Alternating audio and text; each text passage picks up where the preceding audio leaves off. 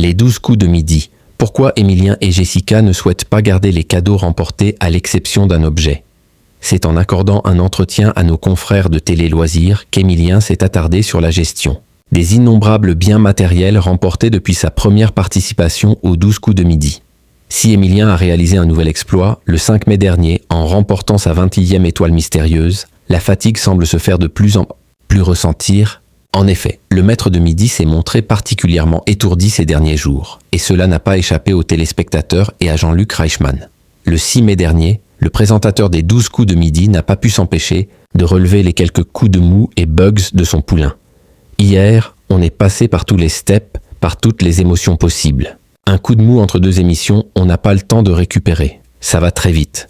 Ce à quoi Emilien a répondu, c'est la fatigue qui fait un peu buguer. Parfois, la machine s'enraye un peu. Mais ces petites frayeurs ne sont, semble-t-il, pas suffisantes pour mettre fin au parcours spectaculaire du jeune homme, aux grandes dames des anti-Émiliens qui rêvent de le voir quitter le programme. Emilien, les 12 coups de midi, où stocke-t-il ses innombrables cadeaux? Dans les 12 coups de midi, une étoile mystérieuse remportée est égale à une voiture et de nombreux autres biens matériels remportés. Et en ce qui concerne Emilien, le compte est vite fait et est particulièrement impressionnant. Une question se pose alors.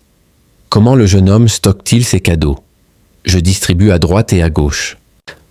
Quelques cadeaux sont dans la pièce qui me servait de chambre chez mes parents. Elle sert de dépôt provisoire, a-t-il confié à nos confrères de Télé Loisirs. Et après avoir expliqué que le transport de ces objets a nécessité une organisation de taille, le maître de midi a précisé que l'un d'entre eux ne serait ni vendu ni donné. Je n'ai pas encore les voitures, mais je pense qu'on va en garder au moins une. Quant au reste, le champion en titre continue de les distiller à droite et à gauche. Emilien, les 12 coups de midi, surprend une nouvelle fois Jean-Luc Reichmann. Dimanche 11 mai, Emilien a une fois de plus épaté Jean-Luc Reichmann en points-sointis, répondant sans aucune hésitation à la question « Qui était la partenaire de Florent Manoudou dans Danse avec les stars cette année ?» Et si le présentateur de TF1 est resté sans voix, c'est parce qu'il sait pertinemment que l'univers de la télévision n'est pas l'un des domaines de prédilection du maître de midi. Vous m'épatez. En fait, vous bossez en plus. La télé, ce n'est pas trop ça. Mais c'est rigolo. Il bosse quand il sent qu'il y a un petit peu de lacune quelque part, et puis, bim, a-t-il lancé.